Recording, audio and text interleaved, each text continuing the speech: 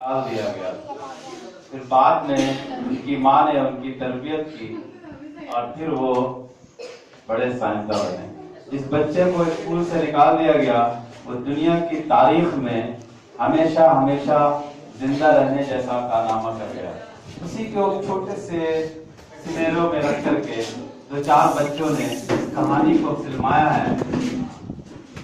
देखिए, इसमें क्योंकि आपको बहुत गौर से देखना पड़ेगा, एक एक जुमले को, एक एक डायलॉग को समझना पड़ेगा, क्योंकि इसमें बहुत इतनी बड़ी कहानी को वो छोटा कर दिया गया।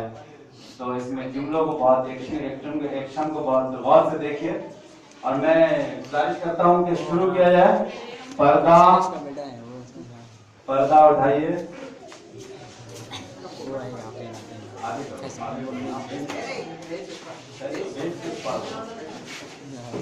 आगे